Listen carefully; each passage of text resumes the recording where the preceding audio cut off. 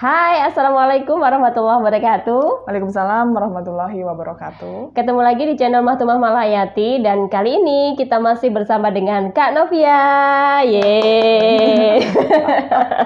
Oke, hari ini kita punya obrolan yang ringan-ringan aja ya, tapi insya Allah nggak kalah menarik dari beberapa obrolan-obrolan yang lalu gitu. Termasuk nanti sebenarnya Kak Novia kemarin punya hutang sama kita ya. Baca puisi. Oh iya, nanti di season ketiga, kan ini masih season kedua, langsung nanti kita bacain puisinya. puisinya. Oke, nah jadi Kak Novia itu kayaknya kita pingin ya, sudah cantik, sukses gitu ya, punya karya gitu. Tapi kalau kita ngikut-ngikut jadi Kak Novia sebenarnya baik nggak sih?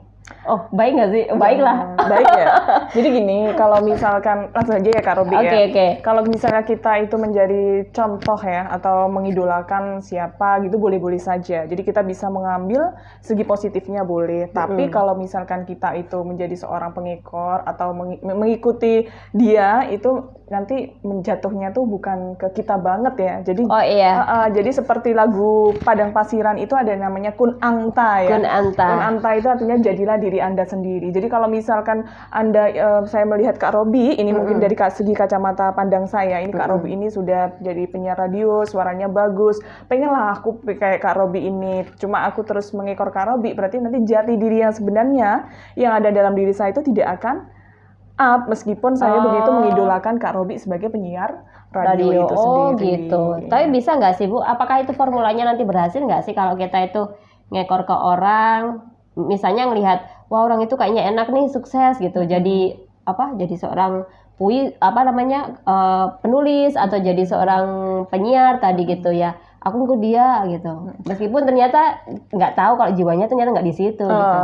Istilahnya nanti meskipun kita bicara menjadi diri sendiri, ada passionnya juga ya, meskipun passionnya tidak di situ. Jadi kembali lagi Kak Robi, misalkan kita nggak ada salahnya kita mengidolakan seseorang, misalkan dalam hal kebaikan, siapa tahu dengan kita menekuni atau mengidolakan seseorang, itu nanti ada beberapa passionnya yang bangkit, oh ternyata dalam diri ini seperti ini. Tapi kalau kita ternyata terus mengikuti dia, tidak menjadi diri kita sendiri, itu nanti malah adanya sesuatu yang hilang sepertinya dalam dirinya gitu. Bukan dirinya banget gitu loh, seperti itu.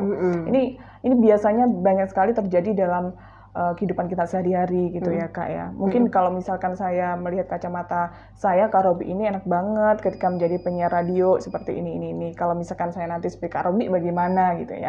Ternyata di balik itu kalau misalkan saya dalami apa yang ada dalam diri saya, itu ternyata lebih muncul itu terkait kepenulisan, seperti itu Kak Robi. Oh gitu. Jadi jangan segan-segan untuk istilahnya mengenal diri gitu, mengeksplor diri kita, nanti jatuhnya itu bagaimana kita itu bukan membangkitkan sih. Kalau menurut saya itu bagaimana kita itu mengasah passion kita, bakat kita. Jadi kalau menurut saya bakat itu bukan dilahirkan ya, tapi kita asah, terus gitu. Iya. Gimana sih caranya menemukan bakat gitu ya? Yang sesuai dengan diri kita. Gitu. Seiring dengan waktu kan saya bilang di awal ya Kak, bahwa bakat itu tidak dilahirkan. Ketika saya lahir, misalkan saya tumbuh dari balita, kemudian kanak-kanak, kemudian remaja, sampai dewasa ini, tidak mungkin bakat saya ini harus muncul begitu saja. Tentunya saya asah. Misal, kalau kita ke dalam tulis-menulis. Kalau kita hanya mengacu bahwa setelah saya lahir, kemudian balita, kanak-kanak, dewasa, terus saya bisa menulis, itu tidak benar. Jadi segala sesuatu kayak bakat itu perlu diasah. Mungkin saya awali ketika dulu masih kanak-kanak, saya suka menulis diary Kak ya. Dengan diary itu kan kita biasanya menulis daily activity kita. Apa sih keseharian kita dalam sehari-hari kita tulis. Nah, dari situ kan kemungkinan nanti muncul juga kata-kata, oh pagi ini saya telah melakukan kegiatan ini, kemudian sore saya melakukan, misalkan pagi saya mengawali dengan sholat subuh, kemudian membaca Al-Quran, kemudian saya lanjutkan tadabbur alam, misalkan seperti tadabbur alam bisa kita artikan menyirami tanaman, seperti itu. Kemudian nanti kita setelah itu lanjutkan untuk membaca buku atau mengerjakan tugas-tugas seperti itu.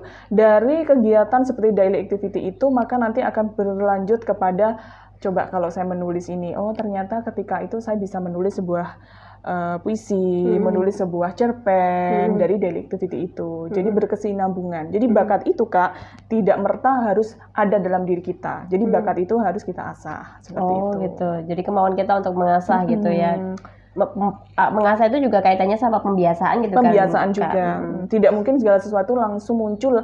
Oh, berarti kalau misalkan saya itu menulis, berarti bakat saya menulis. Kalau tanpa kita awali membiasakan diri terlebih dahulu seperti itu. Boleh cerita nggak sih Kak prosesnya Kak Novi sendiri sampai kemudian kadang kan kita di awal mungkin akan meniru orang yang kita idolakan gitu Betul, ya. betul.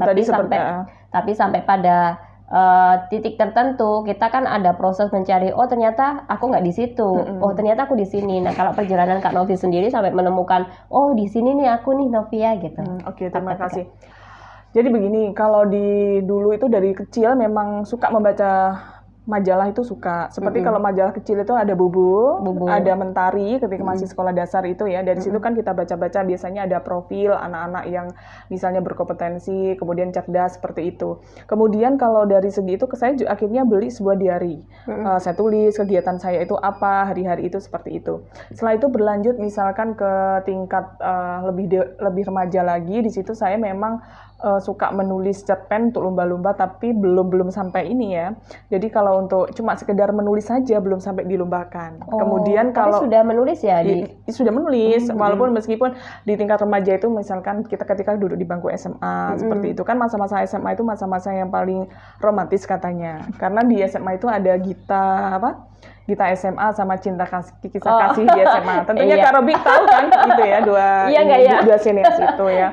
Okay. Jadi kalau dari sini supaya nanti ketika saya mengidolakan seseorang, tapi di situ saya harus tahu batas. Oh ternyata di sinilah passion saya. Misalkan seperti dalam tulis menulis itu yang paling bagus tuh bukunya Habibur Rahman Al-Zirazi. Nah itu banyak sekali referensi saya baca, misalnya kayak Pudarnya Pesona Cleopatra itu diceritakan bagaimana itu seseorang itu terlambat mencintai. Gitu. Setelah seseorang laki-laki itu baru menyadari bagaimana ketulusan dari si perempuan itu setelah si perempuan itu sudah tidak ada. Itu dalam Pudarnya Pesona Cleopatra, yang dituliskan dari karyanya Kang Abik gitu ya.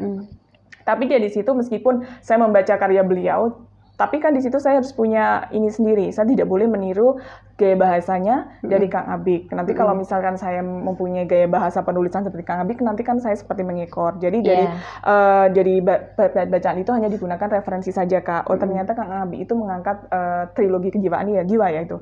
Pembaharuan itu ya. Di situ membangun jiwa gitu. Oh seperti ini. Berarti nanti ketika saya menulis saya harus punya ciri khas tersendiri gitu. Sehingga kesan mengekor atau plagiasi terhadap orang lain itu tidak ada seperti itu. Kita tetap menggunakan referensi, tapi kita benar-benar harus menghindari namanya plagiasi. Apalagi plagiasi karya itu. No plagiasi. No plagiasi. Ini kalau sampai kemudian Kak Novi bisa bilang bahwa oh ini aku banget itu di usia-usia berapa sih sampai ketemu? Oh nggak usia atau masa-masa level masa-masa berapa ya? Benar-benar masa sudah kerja.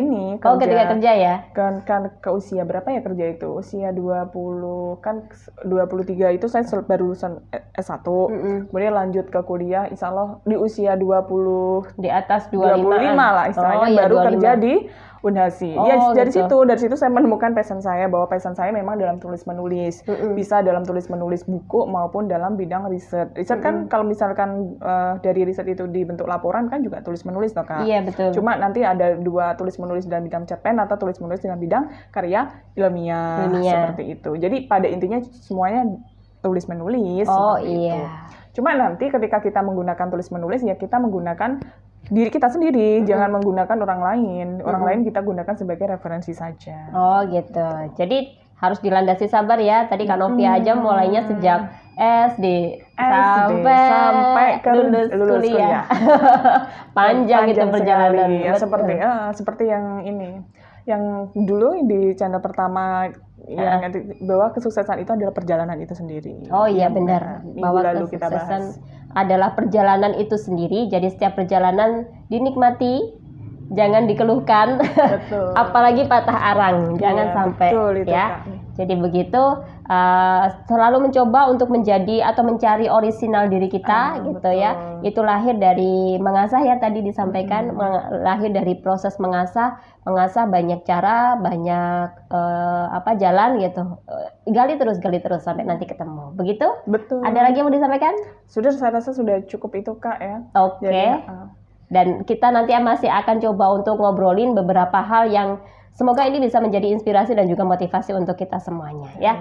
Kembali lagi di pertemuan berikutnya masih ngobrol seputar hal-hal yang bermanfaat di sekitar kita dan semoga bisa memberikan manfaat untuk kita semuanya. Amin. Terima kasih, saya pamit. Wassalamualaikum warahmatullahi wabarakatuh. Bye. Waalaikumsalam warahmatullahi wabarakatuh.